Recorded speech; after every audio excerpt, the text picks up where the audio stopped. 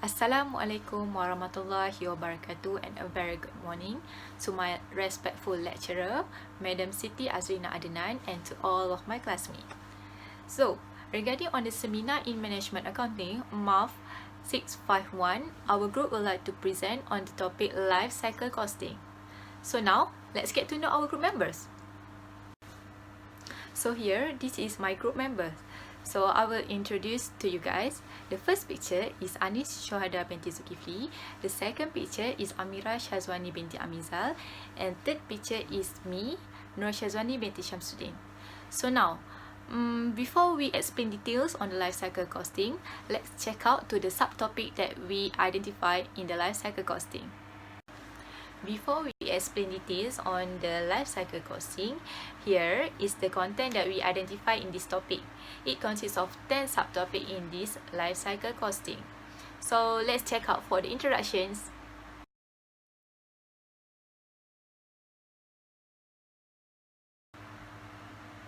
So here, life cycle costing is one of the types of cost planning. What is cost planning? I will tell you guys. Cost planning is planning the timing and cost of the new product and services, methods, and or processes. So there are many types of the cost planning as we know, such as Kaizen costing, activity-based costing, target costing, and much more. So here, there are another modern approach that we use, which is life cycle costing. The life cycle costing is the cost that involved at the start of any project that need to be considered, and it is very important to understand.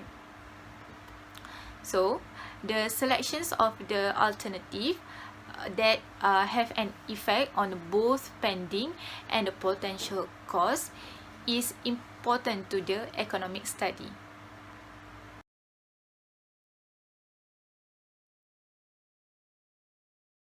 So this is the definitions of the life cycle costing. What is life cycle costing? In 1976, White and Oswald defined that the life cycle cost of an item is the sum of all fund expenses in support of the items from the conceptions and the fabrications through its operations to the ends of its useful life. So from the quote, it is defined that the total cost of the cost of planning, design, purchase, and support costs, and all other costs that are directly attributable during the lifetime to the ownership or use of the asset. It means that during its useful life, how much money you're going to spend of an asset. So, this involves the cost of an asset from the time you purchase it to the time you dispose it. So next, we proceed in the basic terms of the life cycle costing. The life cycle costing requires estimating and accumulating costs over the entire life cycles of the product. This is unlike to the traditional management accounting, which is the traditional management accounting has focused primarily on the product manufacturing phase.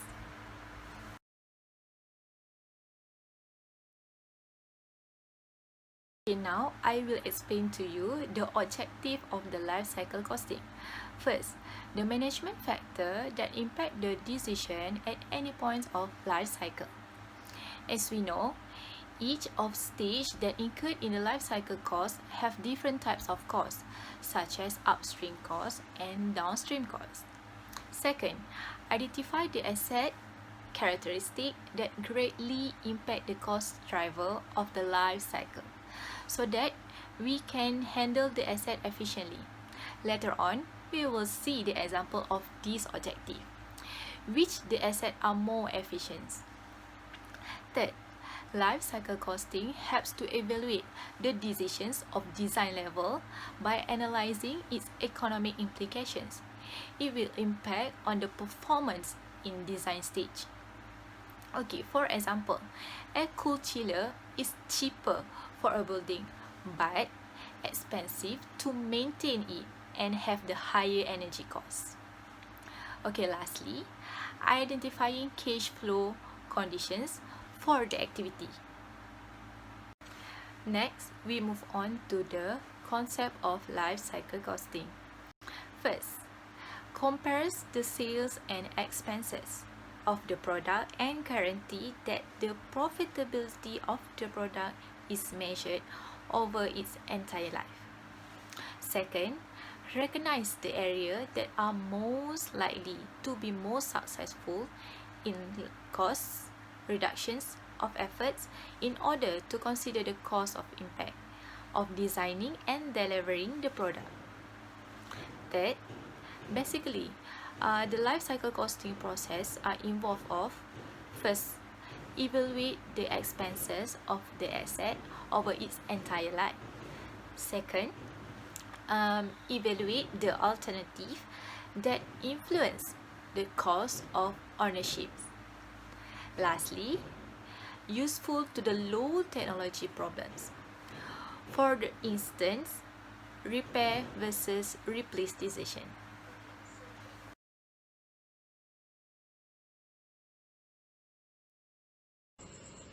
Okay, next we move to the another part, which is the analysis. For your information, in this analysis, it consists of two, which is upstream cost and downstream cost. This is important for the company to make the product successful from the beginning until the end of the production process. Okay, I will explain first about the upstream cost. It is actually the cost that the companies incurred in the production process. The cost normally involved in the research and development in order for the company to make the product that can create the valuable or that can give benefit to the potential buyers or customers. And then upstream cost has significant impact on the efficiency and the profitability of the production process. Okay, for example, if the cost of the raw material is expensive or the design of the product takes a long time, so the company's potential profits is lower, or the profit that the company will get will be decreased before the product will be available for sales. This is because when the company incurred more time in order to process the product, or in order to make the production process successful, of course the company will incur more cost, so the cost will be eliminate the profit that the company will get when the product is available in the market. Okay, for the upstream cost, it has three, which is initial cost, and then service cost, and preventative or maintenance cost. For initial cost, it is the cost of a component that the total is the cost of the component at the beginning of the project. We know that the initial cost is the cost that involved in the production, which is the cost that is, in the other word, is the first cost is the beginning of the project. In the course of discovering and developing new goods or service, a business usually incurs research and development expenses. Okay, for the research and development expenses, every company that want to make a new product or explore new product in the market, of course it will incur research and development cost. This cost is very important in order for the company to identify whether it is whether the product can give benefits towards the buyers, or whether the product can make the buyers satisfied about the quality, or it can create the valuable toward the customers. And then we move to the service cost. Service cost, it is used to calculate the cost of service provided or service offered for sale and no goods are made. Normally it is used in transport firm, hotels, hospital, schools, in the service organization. Okay, as we know that service cost is also similar with the research and development, with its service cost is also important in the production process. Okay, for the third cost, it is a preventative or maintenance cost. It is any cost incurred by individual or business to keep their asset in a good working condition. This maintenance cost may be spent for general maintenance of the item, like running antivirus software on computer system, or they may be used for repairs such as fixing a car or machinery. Okay, the maintenance cost is important for the company in order for them to improve the quality of the product. The company can make the product increase the quality from time to time to make sure that the customer will demand for the product, since the product can give more benefits for them, and then the customer does not feel disappointed when they buy the product, and because this product is always make maintenance in order for the firm to create a large demand for the customers to buy their product. The second part, it is about the downstream cost. Downstream cost is the process that involve in delivering those products to the customers. It is the what we call the final stage of the production. It is the range from the distribution expenses to marketing plans to sales channels. It also determining in the company profitability. If the distribution cost is higher, or sale effort ineffective, the revenue of the company that will get is lower. For the downstream cost, it will be divided into three also, which is marketing cost, operating cost, and disposal cost. Okay, for the marketing cost, it is the cost that the company expenditure for marketing and selling its goods and creating and promote its name. The cost of marketing covers a long list of tasks including ads, promotional events, and market research.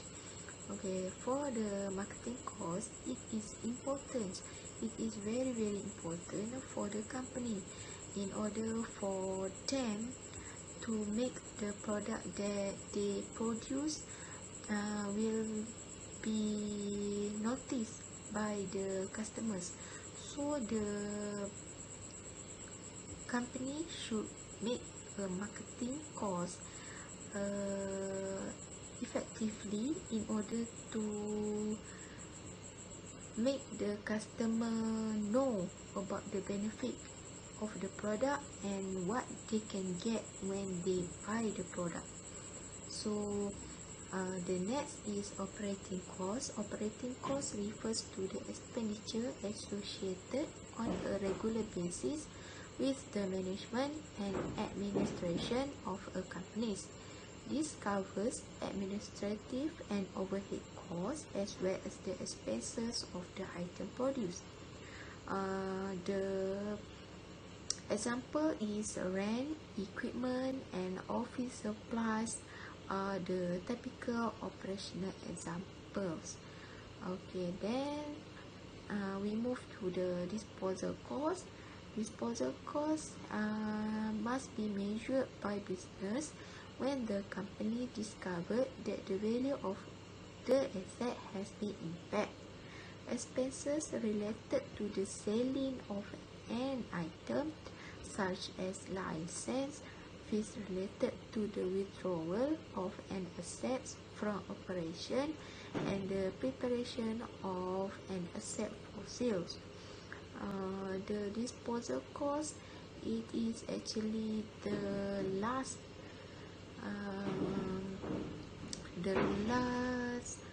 alternative that the company should do when the product that they have does not demand by the customer for that time.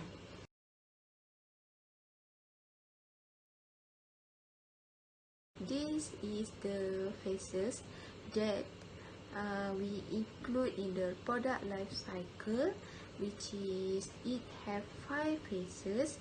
The first is development, second is introduction, third is growth, fourth is maturity, and the last phases is the decline. Okay, for the first 3 phases I will explain, and then the other 2 phases will be explained by the next presenter.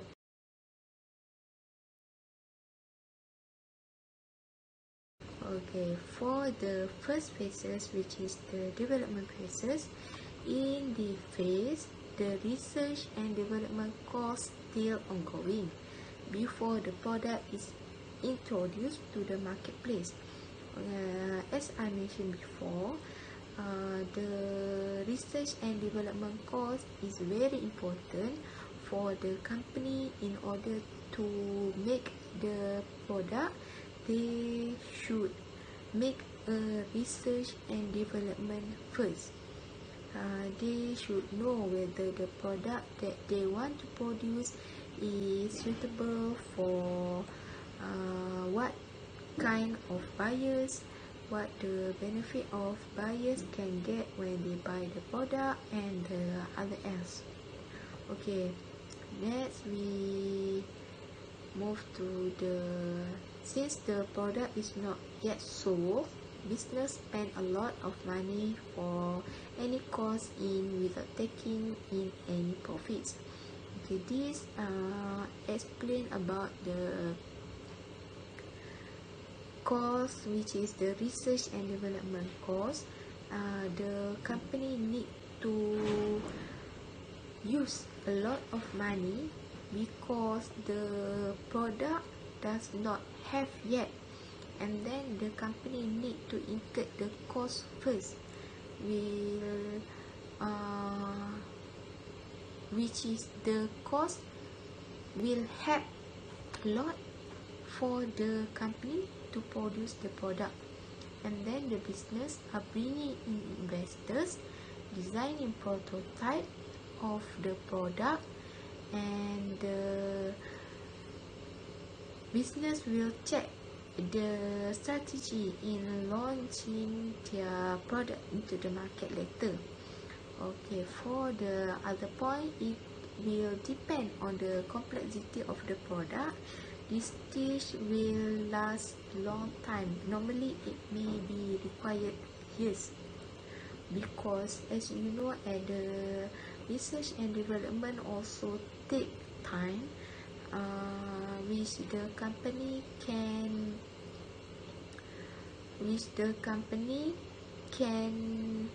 do, which the company can make a research and development to compare what is actually the company need to do.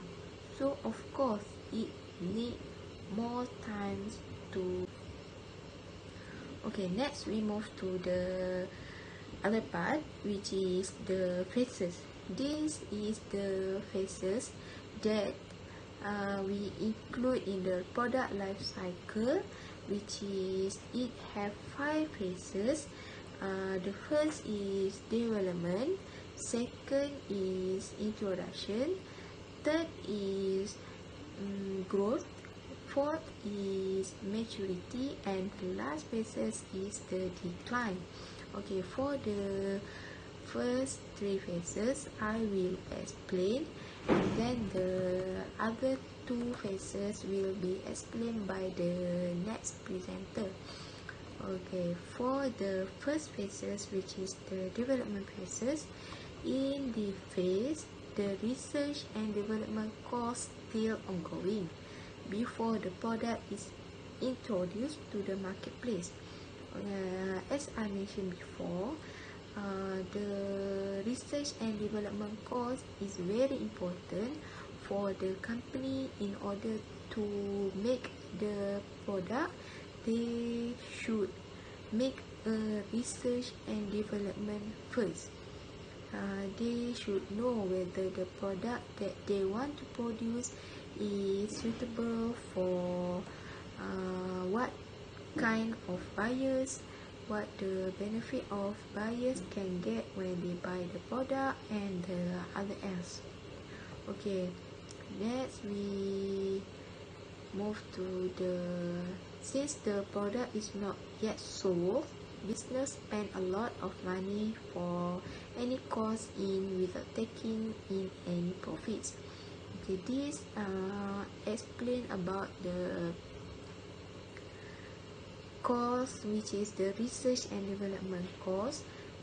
The company need to use a lot of money because the product does not have yet, and then the company need to incur the cost first, which is the cost will help a lot for the company to produce the product, and then the business are bringing in investors, designing prototype of the product, and the business will check the strategy in launching their product into the market later. Okay, for the other point, it will depend on the complexity of the product. This stage will last long time. Normally it may be required years, because as you know, the research and development also take time, which the company can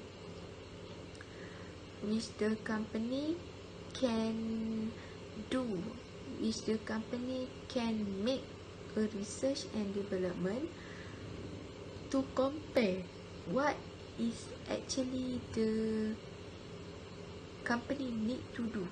So of course it need more times to complete it.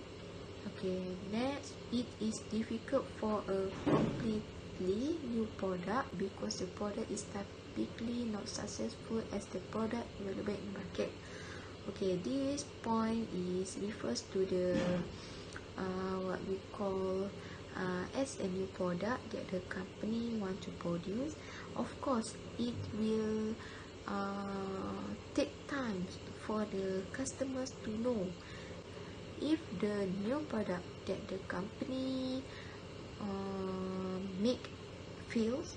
All the costs incurred in this development phase will be set as a loss towards the company, especially for the research and development. If the company fails, the company will get the large loss, where as we know that the cost involved in this stage is huge amount, so that the company should know what they should do in order to make sure that the product that they want to produce will become successful in the future, not the product fails. We move to the second phase, which is the introduction phase. This stage includes marketing and operating costs. It is when a product is launched in the market. The demand of the product will be slow since the potential customer do not know about the existence of the product. Okay, for this point, as we know that the product is new, so that the marketing teams begins in building the product awareness and reaching out to the potential customers. Usually, sales are slow when a product is launched and the demands build slowly.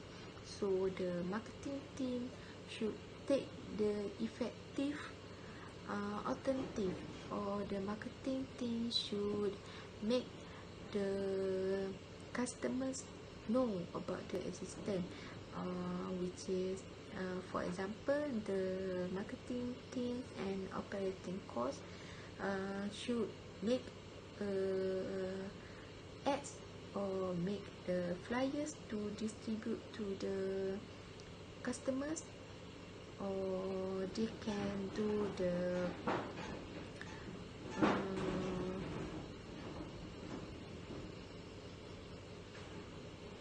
multiplying the task for the customer in order to know about that product. Okay, this process focuses on strategies for advertisement and marketing. Companies develop a brand, focus on testing distribution network, and try to educate the product to potential customers. The customers need to know about the benefits of the product, and of course the marketing will need to be higher to make sure that the customer will know about the product that the company produce. And then the corporation need to spend more in marketing the brand and bringing it into the hands of customer, since the marketing and advertisement are at high level. Okay, this will same as I said before.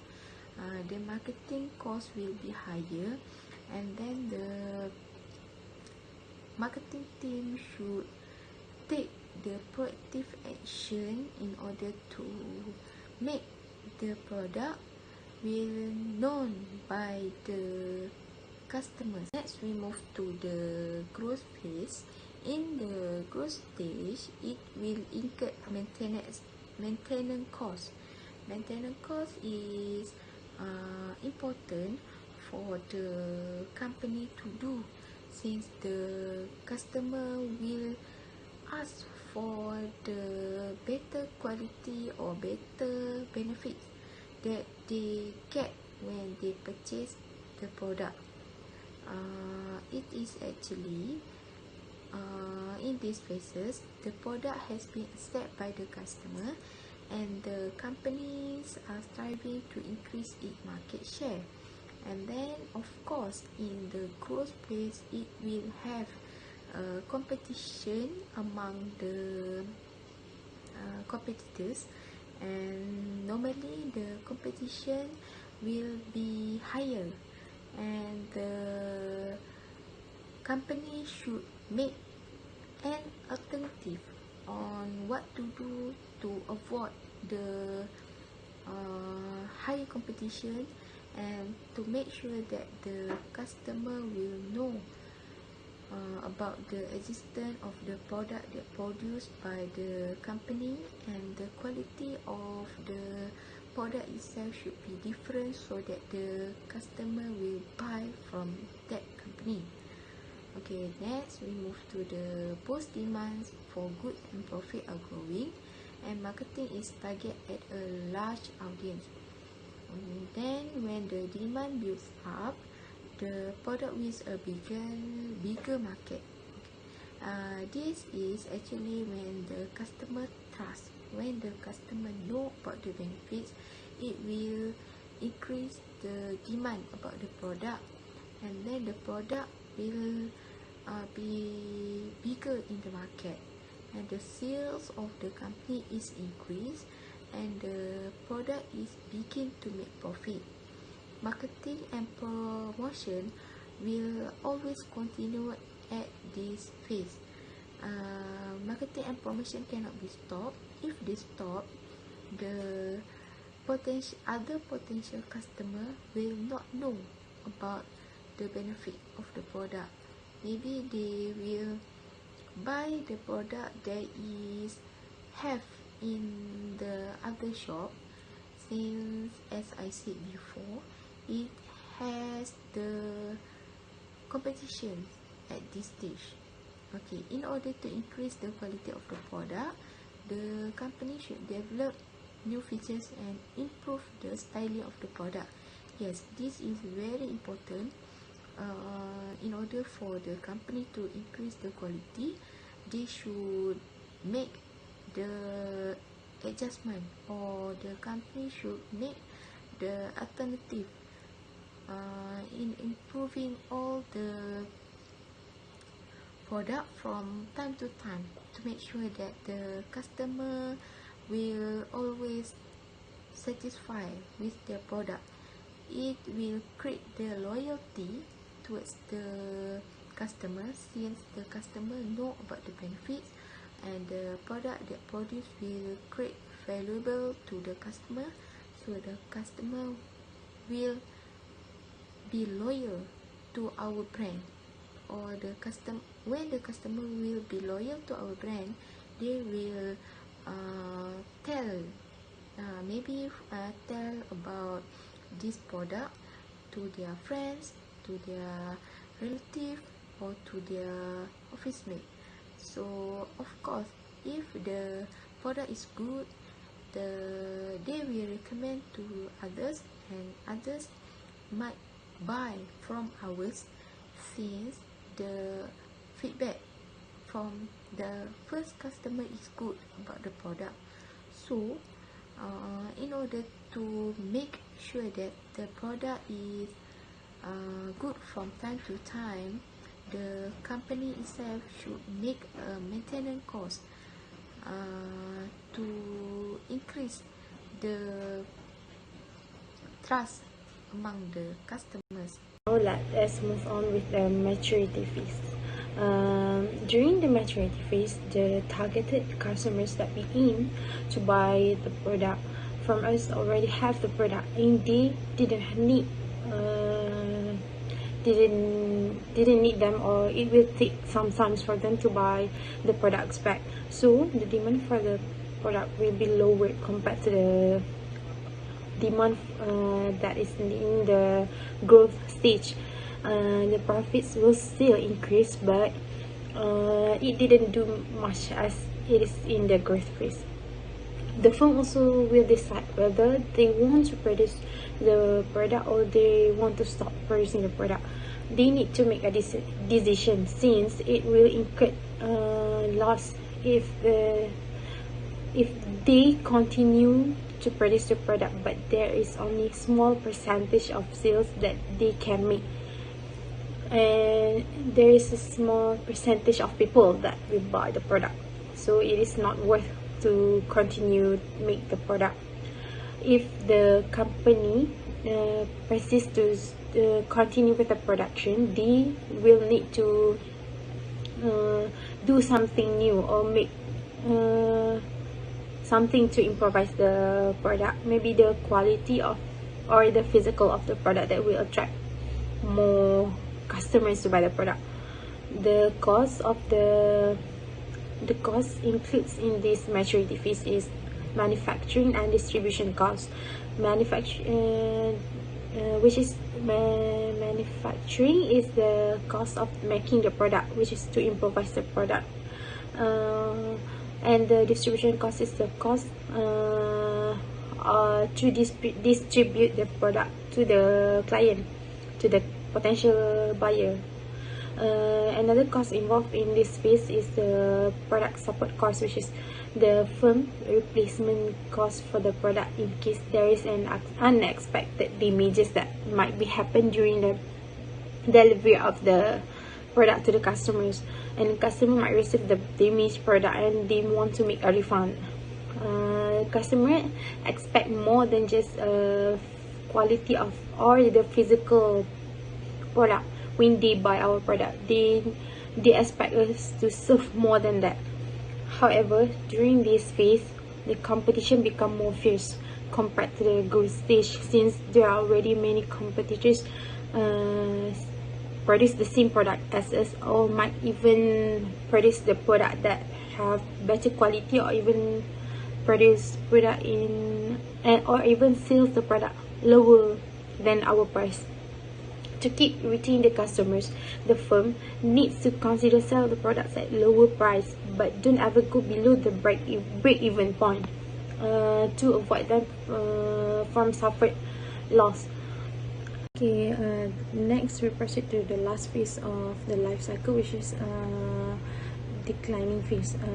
There are a few reasons for the product to fall into the declining phase, which is the first one is the technological advances of the product. It is hard for the company to compete for the product that required fast changing to follow the technological advancement. People will prefer to buy the product that have more new additional features that follow the trend. Next reason is the company failed to improvise the product. This might be caused from the delay in producing the product. The time when the product is back to the market, customers already switch on to another brand, or the demand for the product might even getting lower. And as for the last reason, there might be increase in competition. As I said earlier, during the maturity phase, the competition for the product become more fierce. There are many competitors producing the same product as us. Customers might want to try another brand, or the other brand might produce and sell it to the customer at lower price compared to our brand. Okay, next we move on to what happened in the declining phase. During the declining phase, the cost incurred is the disposal cost. Some product required the company to restore the production site after the product life cycle, such as cleaning and restoring the environmental impact.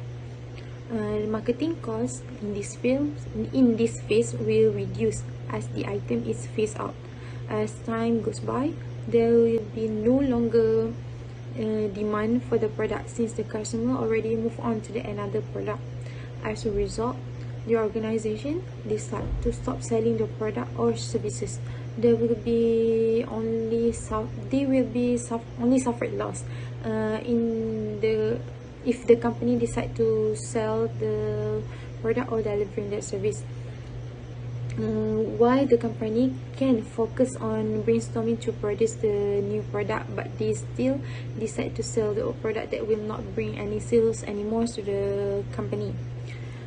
At the end of the day, a replacement product will need to have been developed, and there is incurring new levels of research and development, and there are other product setup costs, which is the cost on making the new product before it decide to sell out the product to the market, which is the cost of changing the equipment, other materials, and so on.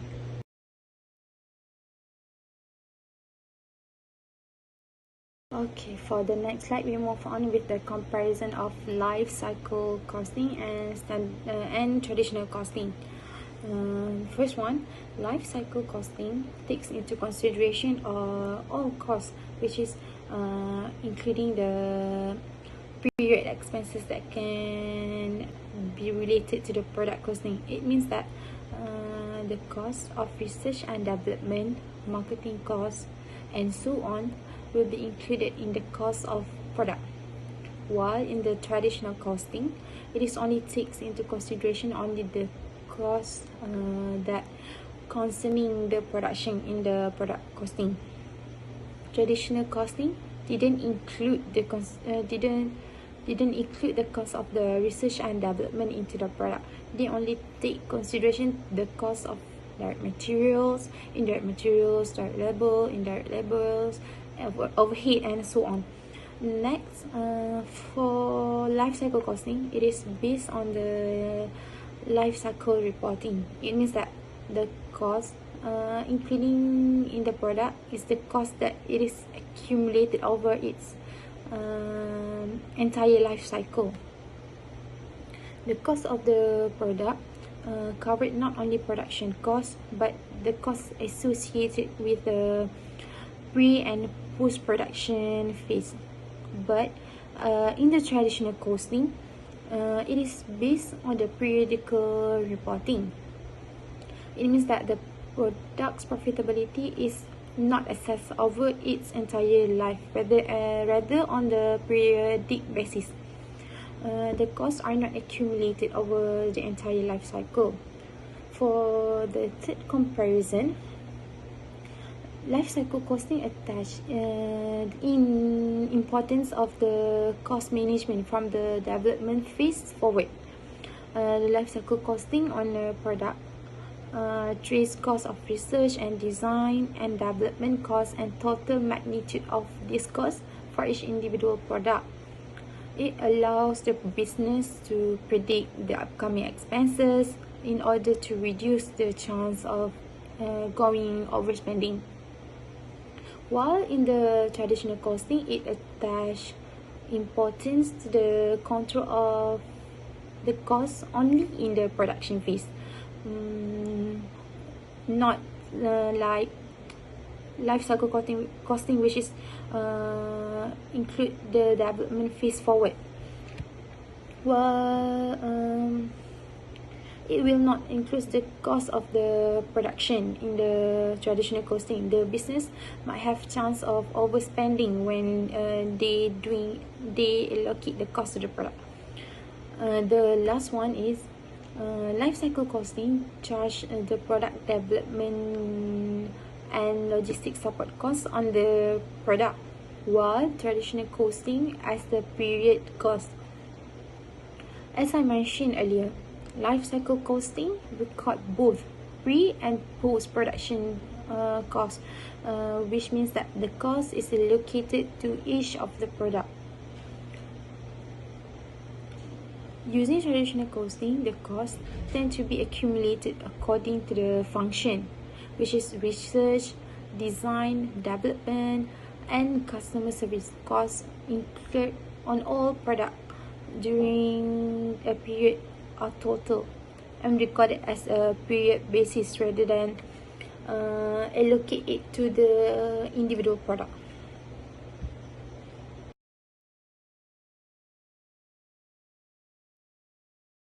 Move to the methods and calculation, but before that we should see about the type of cost, this is actually same as the analysis that I have explained before, which is consists of upstream cost and downstream cost. For the upstream cost, it is actually the acquisitions and transportations of new materials involved, and of course it involves research and development in the product design and prototyping, and also develop the production process. It is the cost that the company incurs in the production process. Okay, next we move to the downstream cost. Downstream cost is packaging the product, shipping the product to wholesalers and retailers, promoting and commissioning the product, and marketing product to potential customers. The downstream cost is very important in order to company to deliver those product to the customers. This is because the product is new and the customers did not know about the existence of the product, so the company should make the alternative in giving the customers know about the existence of the product, and they can buy and compare about the product in this company with another company. The formula of calculation for life cycle costing, for the formula, it include all the costs that involved in the beginning until the end of the product, and then all the costs will need to subtract with the residual value. Okay, for example,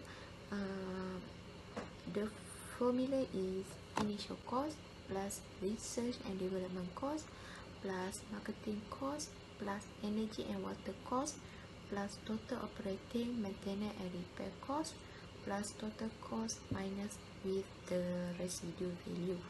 Okay, for energy and water cost, it is actually the electricity and water cost. Of course, for the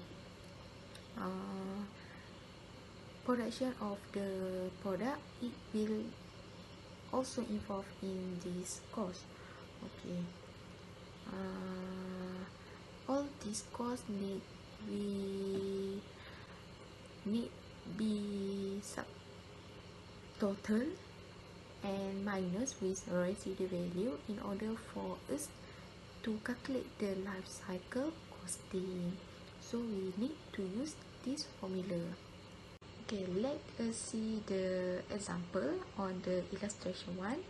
Okay, we make the examples on the product S that is produced by the company.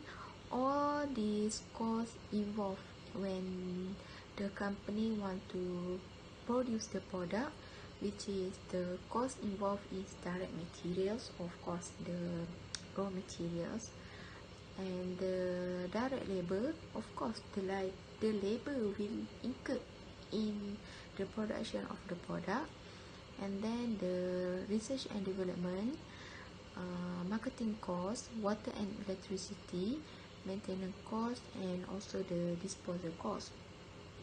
Okay, for the production units, it is actually the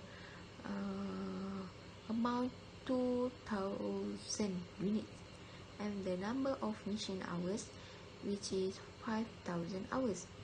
Okay, the production units and the number of machine hours, it is actually the cost that we need to multiply with the direct material and direct labor.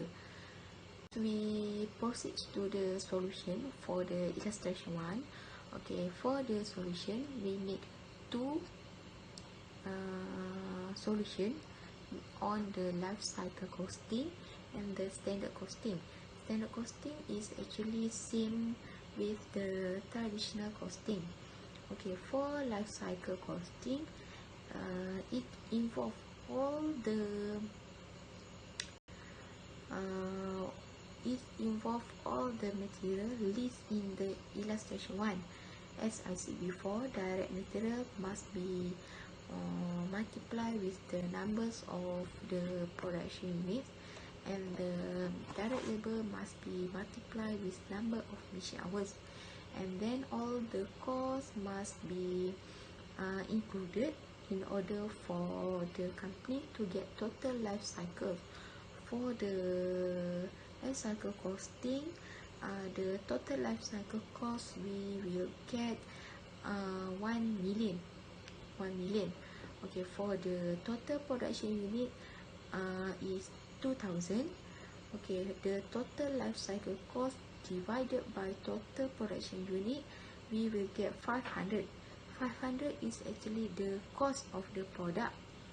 When we calculate using life cycle costing, the cost of the product is 500 ringgit.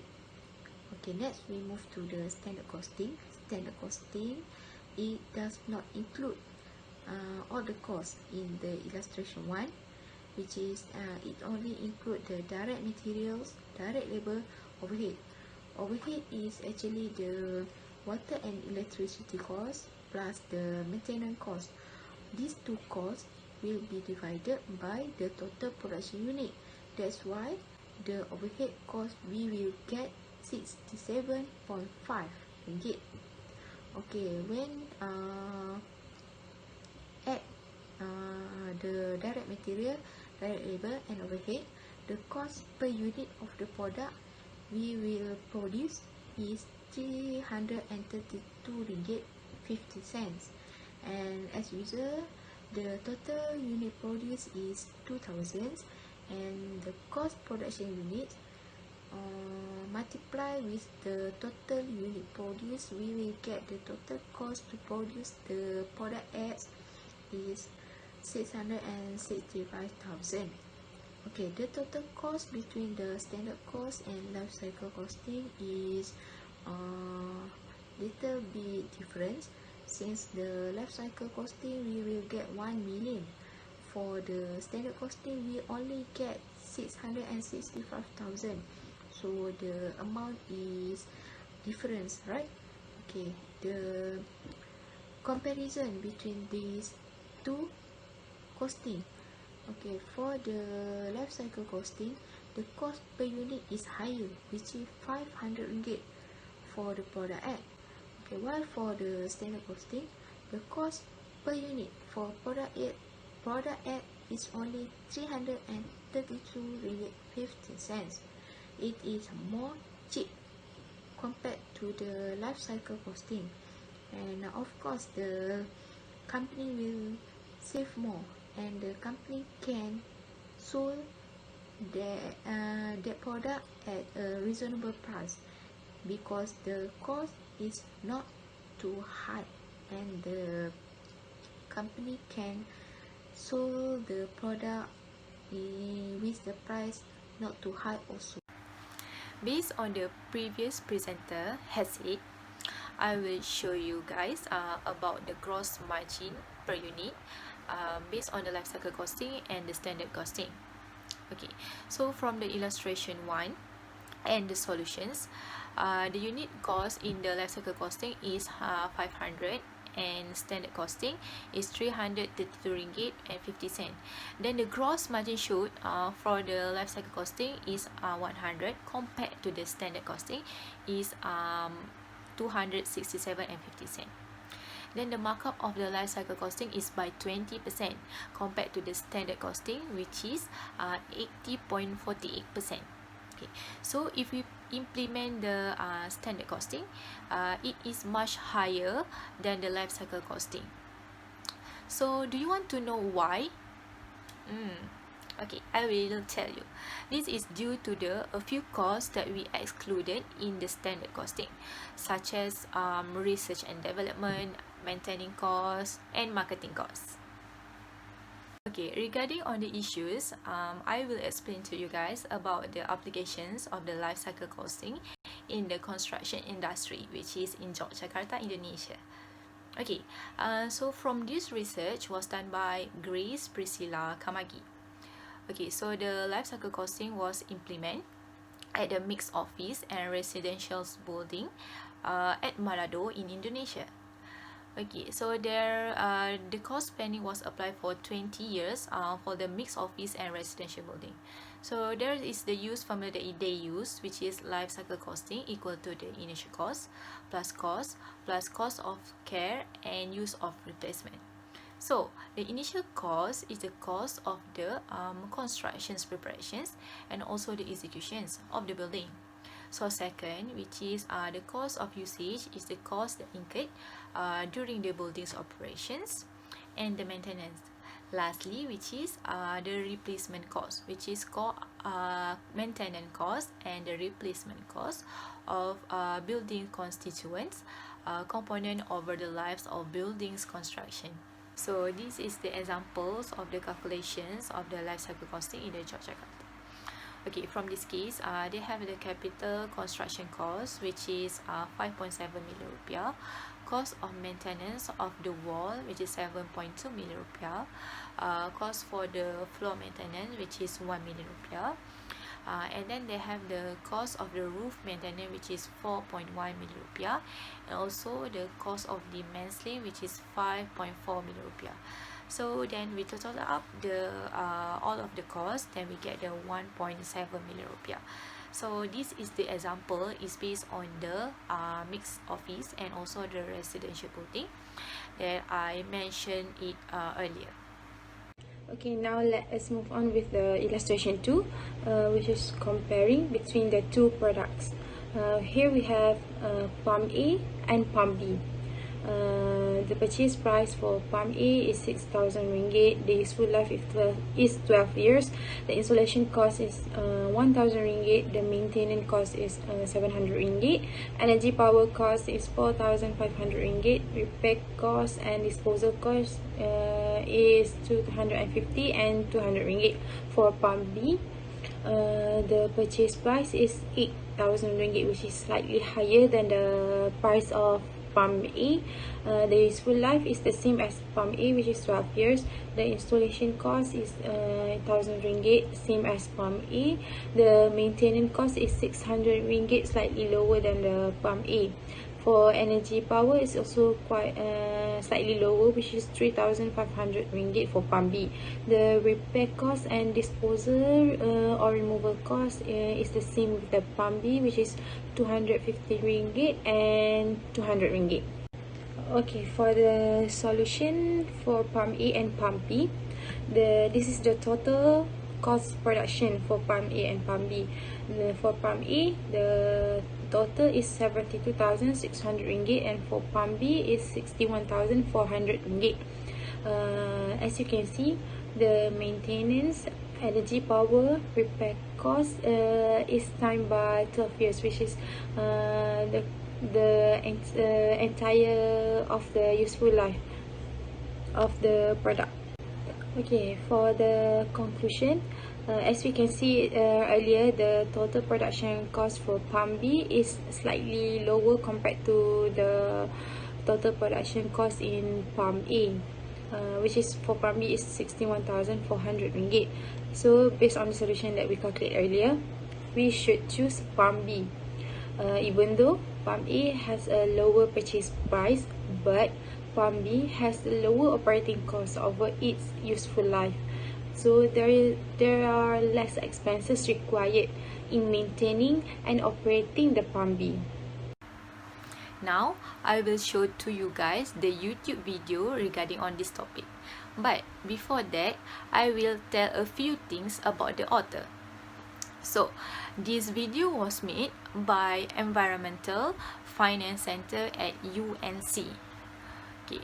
The Environmental Finance Center at the University of North Carolina, which is UNC, reach a local communities through the delivery of the immersive applied training program, which is and the technical assistance.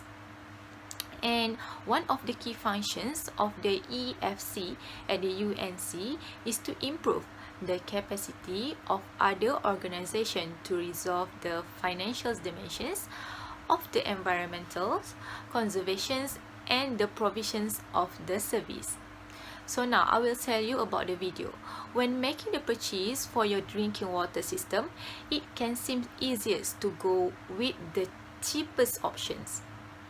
But the initial cost is not the only factor that take into considerations.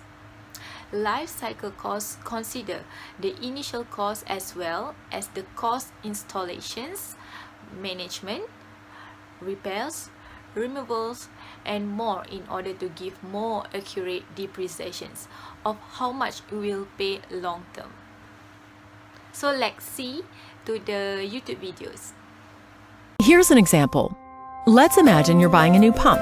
There are lots of options out there. All pumps of the appropriate size and power seem to do the same job, which is pump water. So why not just buy the cheapest one and save money for something else? Because what you really want to be thinking about is the cost of moving water over a period of time. A pump costs something to purchase. Then there's the cost of installing it, the average cost of maintaining it each year, the average cost of the energy needed to power it each year, the average cost of repairing it each year, and the cost of removing it at the end of its life. If the pump lasts for 20 years, those costs look something like... Whew! That seems like a lot. What if we go with a less expensive pump? Can we get our costs down? Let's see. So this pump costs less to purchase, and then there's the cost of installing, maintaining. The average annual energy cost to operate it is higher because it's less efficient, and then you factor in repairs and removing it. If the cheaper pump lasts for 20 years, those costs look something like... So the less expensive pump actually costs us more over time, and that has an impact on the entire system. There will be less money for other system needs. In fact, most of the life cycle cost of a motor or pump is the energy to power it, even though the tendency is to purchase based on upfront price. Not only will the more efficient asset often cost less in the long run, but lower energy use means lower heat and therefore often longer life. So, it's worth taking the time to pick a pump or other asset that will cost you the least over its life, even if it costs more upfront. So when purchasing an asset, it's wise to think about the long term. Paying attention to total cost of ownership helps systems avoid unnecessary expenses in the future and frees up money for other priorities.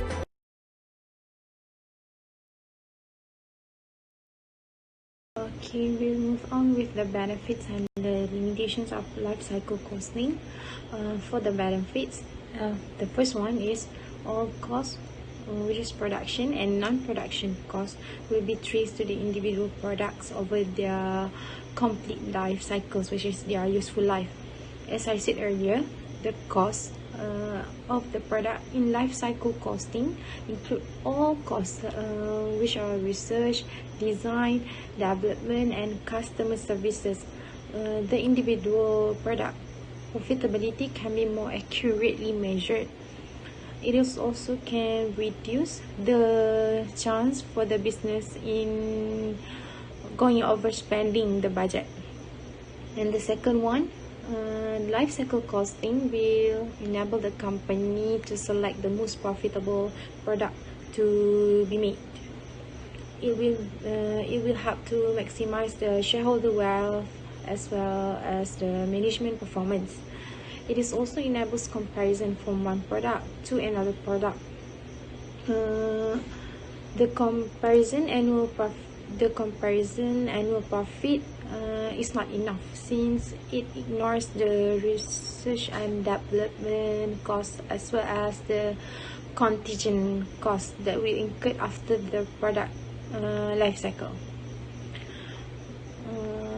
It is more benefit to apply the life cycle costing method on calculating the product cost compared to the traditional cost. The third benefit is life cycle costing is more accurate, can get more accurate feedback on the success or failure of the new product will be available. When using the life cycle costing, the business can assess in which cost that can be cut and and which phase that need to be more focused on. This information is vital in today's competitive environment, where the ability to manufacture new and improved version of the product is of the utmost importance to their organizational survival. And the last benefits of the life cycle costing is that life cycle costing can redesign the product. Management may want to decrease the product cost when life cycle is too low. The business can redesign the product by withdraw some features to reduce the cost of the production. The business can do this in the earliest stage where the product is not mass produced yet. On the other hand, management may redesign the product by adding more features to the product, and it will increase the product life, and hence it will also increase the profit as well. Next, we move on with the limitations of the life cycle costing. The first one, these methods relies heavily on the estimation of revenue that received from the market research and from the past experience. If something goes wrong with the sales figures, the whole systems will not work. The product will decrease. The profit for the company, or even worse, can even make the company suffer loss. For example, the company gathered the wrong information about the product that they want to produce, or when the business realized on the revenues from the past experience, the demand for the product might not as high as when the product is launched in the past. The second one, it will be costly in the life cycle costing. The longer the project lifetime of the product, the more operating costs will incur. For example, the longer time we take to make a research on the product that we aim to produce, the more costs will incur, and hence the cost of the product will be increased. The business will get lower profit since the production of the cost is higher. And the last one is life cycle costing is not flexible. When the market change, life cycle expects that the market will be the same as the product gets to develop, produced and sell at the market. But everything will change from time to time, and it will impact our product life. It will make it shorten. It will make the product life shorten than we expect it. Due to the trendings, the customers may need a different products by the time we launch the product to the market. The product may be shorter as the competitors keep producing a similar or even a better product, a better quality product to the market. Within all these changes, the actual situations will be different from the expectations, and it will impact the strategic plan of the business.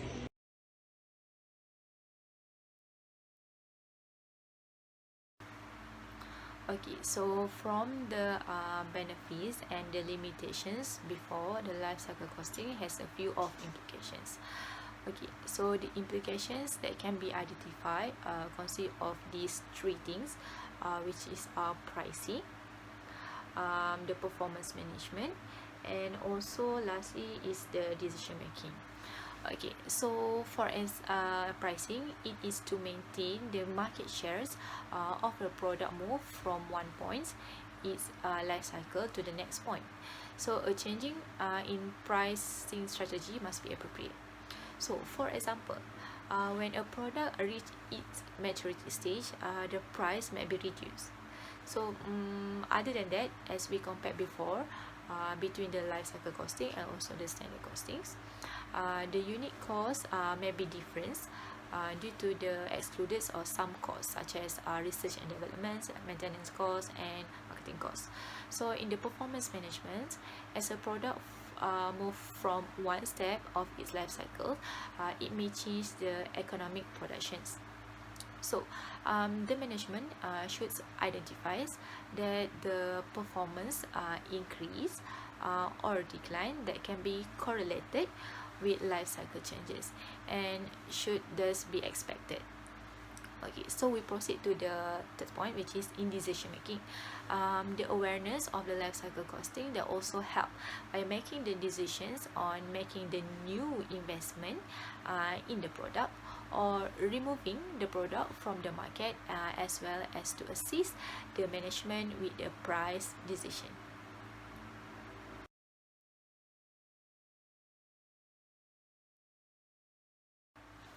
Overall, from this topic in the life cycle costing, I can conclude that by aiming for the lowest terms of the ownership, because the life cycle costing helps to change the market perspective with emphasis on the enhancing of the economic sustainability. So second, which is the life cycle costing, is cradle of the series cost, summarized as the economic model for assessing the project alternative. Third, which is opportunities for reducing and lowering costs and thereby potentials for benefits maximization are accessible. Fourth, which is capable of figuring out of the effect on pricing, performance management, and decision makings of the life cycle costings. Last but not least, which is the life cycle costing economic model, give a clearer estimates on the cost efficiency of the initiative in the long term. Thank you very much. That's all from us.